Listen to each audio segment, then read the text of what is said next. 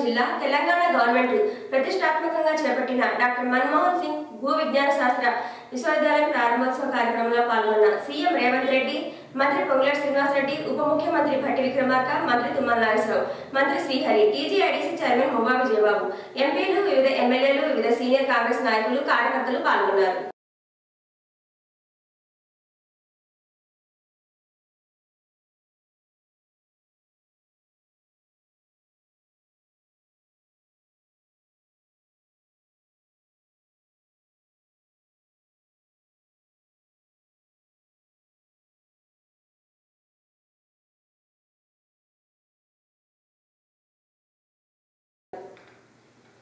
దేశానికి తలమానికమైన doctor Manmohan Singh earth science విశ్వవిద్యాలయాన్ని అందించినందుకు తెలంగాణ ప్రజల తరఫున సీఎం రేవంత్ రెడ్డికి ప్రత్యేక ధన్యవాదాలు తెలుపుతున్న రాష్ట్ర వ్యవసాయ శాఖ మంత్రి తుమ్మల నాగేశ్వరరావు.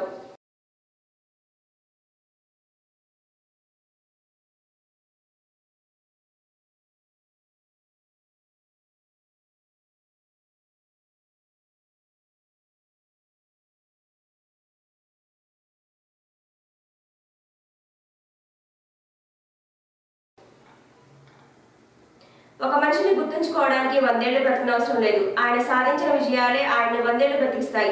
40 సంవత్సరాల సుదీర్ఘ రాజకీయ ప్రయాణంలో మన జిల్లా ముద్దుబిడ్డ, మన అందరి ప్రియ నాయకుడు, రాష్ట్ర వ్యవసాయ శాఖ మంత్రి తుమ్మల నాగేశ్వరరావు ఈ జిల్లాలో ఆయన హయాంలో చేసిన అభివృద్ధి ఆయన్ని 100 ఏళ్లు గుర్తుండే విధంగా ఉంటాయి.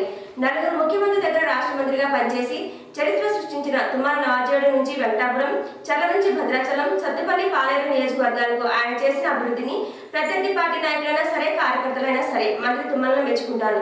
పదవులు శాశ్వతం కాదు, చేసిన అభివృద్ధి శాశ్వతం అని నమ్మే నాయకుడు మంత్రి తుమ్మల. ఈ జిల్లా చరిత్ర పుటల్లో ఆయన స్థానం ఎప్పటికీ పదిలమే. ముఖ్యమంత్రి గారు ఇంకా 4-5 వేల కోట్ల రూపాయలు అవసరమైన సీతారామాన్ని పూర్తి చేస్తాము, ఈ ఉమ్మడి జిల్లాని సస్యశ్యామలం చేస్తామని చెప్పి 20,000 కోట్ల రూపాయలు ఈ సీతారామాకి శాంక్షన్ చేసినటువంటి వ్యక్తి మన ముఖ్యమంత్రి రేవంత్ రెడ్డి గారు అని చెప్పి మీకు ఈ సందర్భంగా మనం చేస్తున్నాం. కాబట్టి దయచేసి మనం అడిగినవన్నీ ధర్మల స్టేషన్ తోటి పాటు, సీతారాంబాతోటి పాటు, అదేవిధంగా రైల్వే లైన్ తోటి పాటు, రేపు రాబోయే విమానాశ్రయంతో పాటు ఆయన సంపూర్ణ మద్దతుని ఈ రాష్ట్రానికి, ఈ జిల్లాకి ఉన్నది.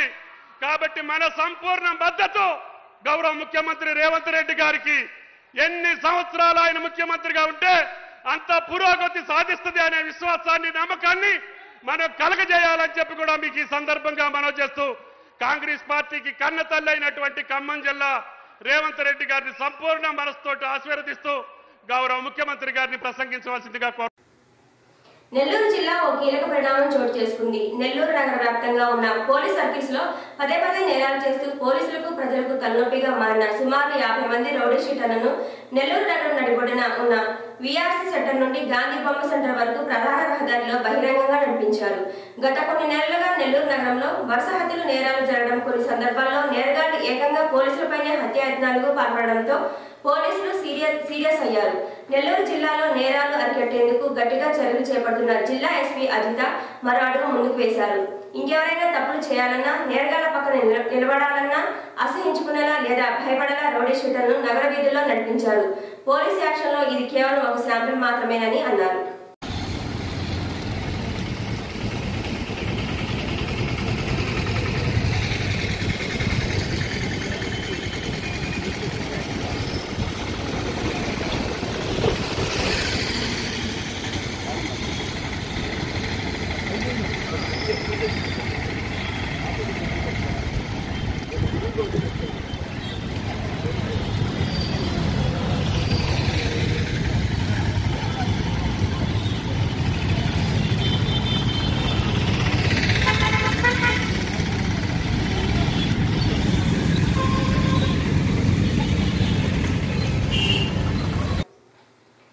రేవంత్ రెడ్డి హిందూ ద్వేష వైఖరికి వ్యతిరేకంగా రాష్ట్ర వ్యాప్తంగా నిరసనకు పిలుపునిచ్చిన బీజేపీ రాష్ట్ర అధ్యక్షులు శ్రీ ఎన్ రామచందర్ పిలుపు మేరకు అంబర్పేటలో సీఎం రేవంత్ రెడ్డి దిష్టిబొమ్మను దహనం చేశారు.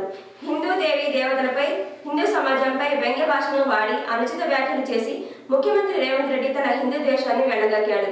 ఈ విద్వేషపూరితమైన వ్యాఖ్యలకి నిరసనగా రేవంత్ రెడ్డికి, కాంగ్రెస్ ప్రభుత్వానికి తగిన బుద్ధి చెప్పాలని ఈ సందర్భంగా మాట్లాడిన ఆన్గౌడ్ హిందూ బంధువులకు విజ్ఞప్తి చేశారు.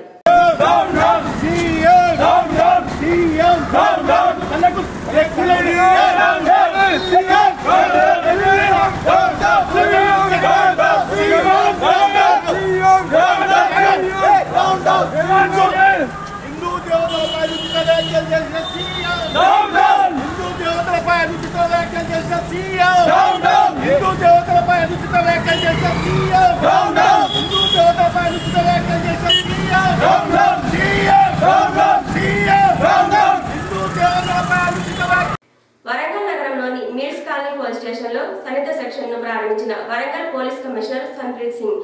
ఈ కార్యక్రమంలో ఏఎస్సీ శుభం ప్రకాష్, ఇన్స్పెక్టర్ బొల్లం రమేష్, పోలీసు అధికారులు, ఎస్ఐలు, పోలీసు సిబ్బంది పాల్గొన్నారు.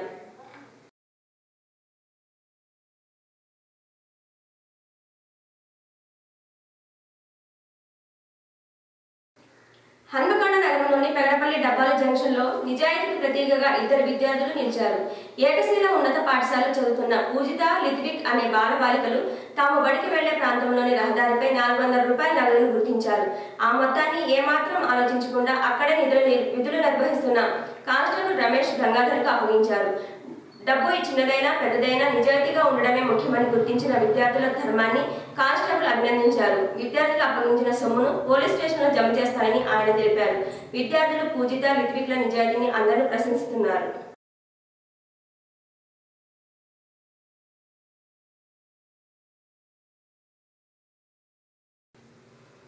ఇటీవల గ్రేటర్ నోడియాలోని దబ్రా గ్రామంలో అమరవీరుడు సురేష్ సింగ్ కూతురు ముస్కాన్ వివాహానికి ఏకంగా 50 మందికి పైగా సైనికులు తరలి వచ్చారు.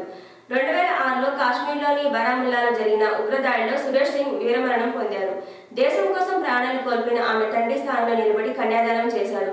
తామంతా ఓ కుటుంబమేనని నిరూపించారు. ఈ వీడియోను చూసిన అందరూ ప్రశంసలు కురిపిస్తున్నారు.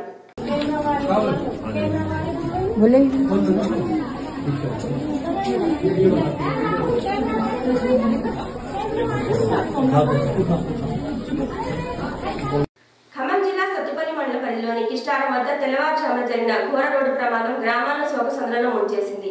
వియ్యంబద్దర్ వైపు నుండి సత్తుపల్లి దిశగా అతివేగంగా వస్తున్న కారు కిష్టారం వద్ద జాతీయ రహదారి మధ్యలో ఉన్న డివైడర్ను ఢీకొట్టడంతో ఒక్కసారిగా బోల్తా పడింది. ఢీకొన్న తీవ్రతకు కారు నుజ్జునుజ్జైపోగా కారులో ప్రయాణిస్తున్న 5 యువకుల్లో 3 అక్కడికక్కడే ప్రాణాలు కోల్పోయారు. మరో యువకుడు ఖమ్మం తరలిస్తుండగా మార్గం మధ్యలో మృతి చెందాడు. మరో యువకుడికి తీవ్ర గాయాలయ్యాయి. కేసు నమోదు చేసి దర్యాప్తు చేపట్టినట్లు పోలీసు వర్గాలు వెల్లడించాయి.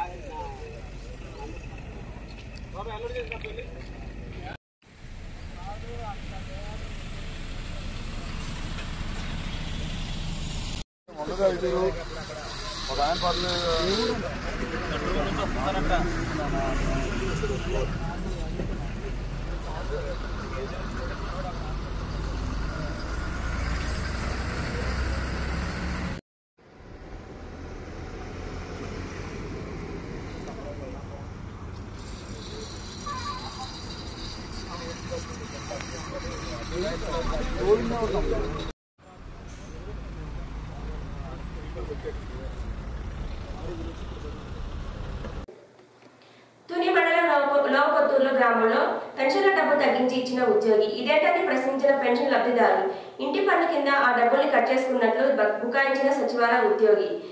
ఇంటి పన్నుకి పెన్షన్ కి లింక్ ఏంటి అంటూ నిలదీసిన బాధితులు. దాంతో బెదిరింపులకు దిగిన సచివాలయ ఉద్యోగి అంటే పెన్షన్ డబ్బులు వీళ్ళకి ఇచ్చే డబ్బులు ఇంటి పన్ను కట్ చేసుకోమన్నారు.